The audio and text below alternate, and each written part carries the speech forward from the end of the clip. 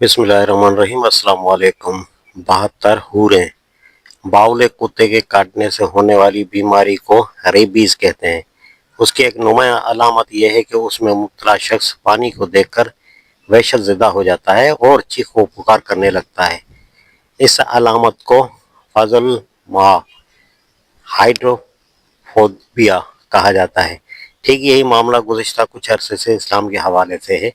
आलमी सतह पर उसकी बढ़ती हुई मकबूलियत से शैतान और उसके कारिंदे बहुत परेशान हैं और उन पर बुरी तरह खौफ और दहशत तारी है। वो इस्लामोफोबिया में मुब्तला हैं। हिंदुस्तान में भी इस्लामोफोबिया की बीमारी में मुब्तला अफराद की तादाद कुछ कम नहीं है। वो इस्लाम और मुसलमानों को बदनाम करने के लिए हर जतन कर रहे हैं।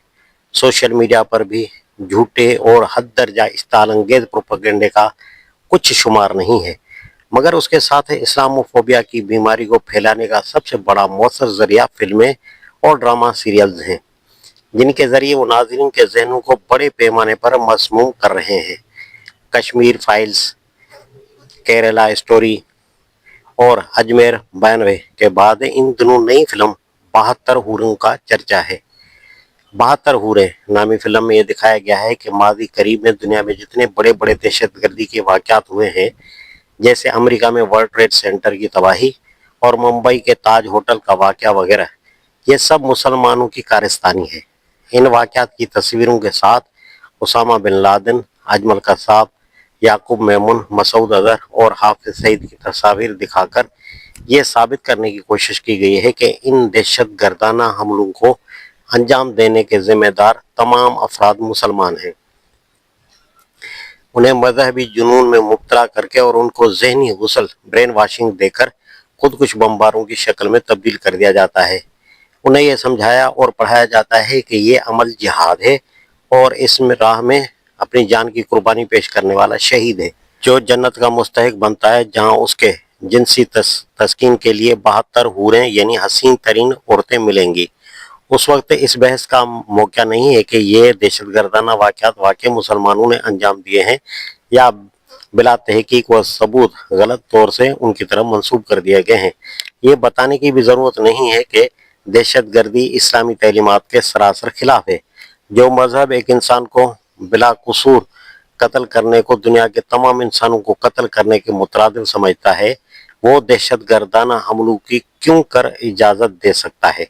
इस वक्त सिर्फ इस मौजू पर कुछ इज़हार ख्याल करना मकसूद है कि जन्नत में 72 हूरों की क्या हकीकत है जिसका ढंढोरा पीटा जा रहा है। इस्लामी नुक्ता नज़र से यह दुनिया इम्तिहान गाह है। यहाँ इंसान जैसे काम करेंगे उनका बदला मरने के बाद बर्पा होने वाली दूसरी दुनिया में पाएंगे, जिसे आखरत कहा जाता है। दुनिया फानी है और आखरत हमेशा बाकी रहने वाली।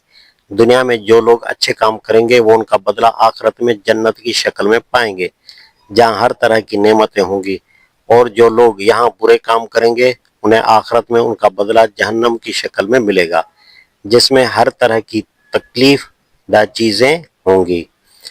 कुरान व हदीस में जन्नत की नेमतों और जहन्नम की सज़ाओं का तज़किरा बहुत तफसील से किया गया है, लेकिन वह महज तकरीब फ़हम के लिए है।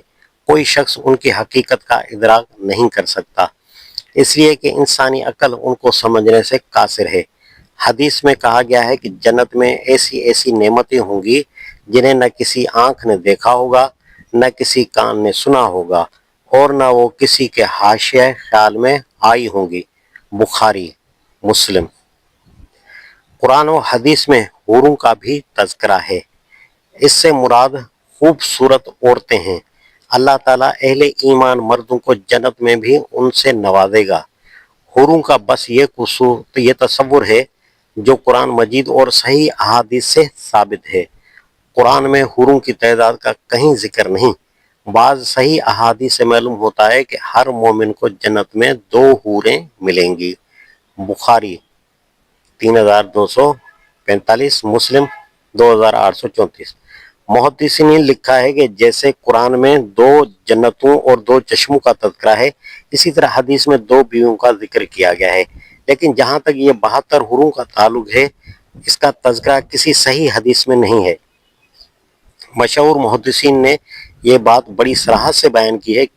مثلا علامہ ابن تیمیہ مجموع فتاوی، علامہ ابن حجر فتح الباری وغیرہ، علامہ ابن قیم الجوزیہ کی کتاب ہادی الارواح الی بلاد الافراح میں جنت اور اس کی نعمتوں کا تذکرہ بہت تفصیل سے کیا گیا ہے، اور علامہ ابن قیم نے صراحت کی ہے کہ صحیح احادیث میں 2 بوئیوں سے زیادہ کا تذکرہ نہیں ہے، صفحہ 156 سے 157۔ یہ بات درست ہے کہ بہت سی احادیث و روایت میں 72 حوروں کا ذکر ہے، یہی نہیں بلکہ بعض احادیث میں 100، 500، 4000 بلکہ 8000 حوروں کا ذکر ہے، لیکن یہ تمام احادیث ضعیف بلکہ ان میں بہت سی موضوع یعنی من گھڑت ہے۔ اسلام دشمن لوگ قرآن مجید میں تو تحریف نہ کر سکے اور اس کا ایک حرف بھی بدلنے پر قادر نہ ہو سکے، تو انہوں نے بے بنیاد اور من گھڑت حدیثیں پھیلا دیں۔ اللہ تعالیٰ جزائے خیر عطا فرمائے امت کے محدثین اور ناقدین حدیث کو، جنہوں نے احادیث میں سے صحیح، ضعیف اور من گھڑت کو چھانٹ کر الگ الگ کر دیا۔ افسوس کے ساتھ کہنا پڑتا ہے کہ بعض علماء اب بھی اپنے خطابات اور وعظوں میں اعمال کے فضائل بیان کرتے ہوئے ان کے بدلے میں ملنے والی جنت کی نعمتوں کا تذکرہ کرتے ہیں، تو حوروں کے حسن و جمال، ان کے حیت، قد و قامت اور دوسری چیزوں کا تذکرہ بہت مزے لے لے کر کرتے ہیں۔ ان واعظین کو معلوم ہونا چاہیے کہ ضعیف اور موضوع حدیثیں پیش کر کے وہ دین کی کوئی خدمت نہیں کر رہے، بلکہ اس کی بدنامی کا باعث بن رہے ہیں۔